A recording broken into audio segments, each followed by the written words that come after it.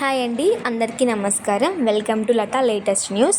ఈరోజు మన వీడియోలో అయితే ఏపీ ఉద్యోగులకు త్వరలోనే గుడ్ న్యూస్ రాబోతుందనే విషయాన్ని తెలుసుకుందాం.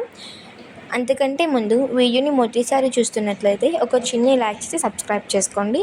ఇక వివరాల్లోకి వెళ్తే క్యాబినెట్లో జరిగిన సమావేశంలో సీఎం చంద్రబాబు గారు ఏపీ ఉద్యోగులకు గుడ్ న్యూస్ రాబోతుందని ప్రకటించారు. ఏపీలో గత వైసీపీ ప్రభుత్వం హయాంలో ఇబ్బందులు ఎదుర్కొన్న ఉద్యోగులకు కూటమి సర్కార్ అధికారులతో వచ్చిన తర్వాత కూడా అదే పరిస్థితి ఎదురవుతోంది. అదే విషయం ఇప్పటికే ఉద్యోగ సంఘాల నేతల పలుమార్లు బహిష్కరించే చెప్తున్నారు. ఈ మేరకు తమపై ఉద్యోగుల నుంచి తీవ్ర ఒత్తిడి ఉందని కూడా ప్రకటిస్తున్నారు. అలాగే కనీసం డిఏ బకాయిల అయినా ఈ నేపథ్యంలో ఉద్యోగులకు ఈ నెల ఆందోళనకు తెరలేపుతుందని సిద్ధమవుతున్నారు.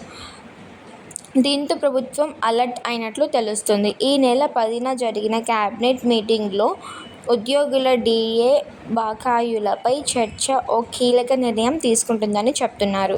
ఈ మేరకు కేబినెట్ బెడ్ అజెండాలో ఉద్యోగుల డిఏ అంశాన్ని కూడా చర్చిస్తున్నట్లు సమాచారం.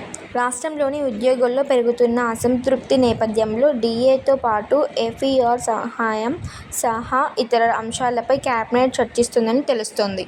కూటమి ప్రభుత్వం ఏర్పాటై 16 నెలలు గడుస్తున్నా ఇప్పటికీ ఒక్క డిఏ కూడా విడుదల కాకపోవడంతో ఉద్యోగుల్లో తీవ్ర అసంతృప్తి నెలకొంది. అలాగే ఇంతకు ముందు 4 డిఏలు కూడా బకాయి ఉన్నట్లు తెలుస్తోంది. దీంతో పాటు కొత్త పీఆర్సీ ప్రకటించడంతో కనీసం ఎఫ్ఈఆర్ కమిషనర్ను అయినా నియమించడంతో ఏపీ బకాయి చెల్లింపు ఇలా చెప్పుకోకపోతే చాలా సమస్యలున్నాయని వీటిపై ప్రభుత్వం దృష్టించాలని లేదా అసంతృప్తి వారిలో నెలకొంది.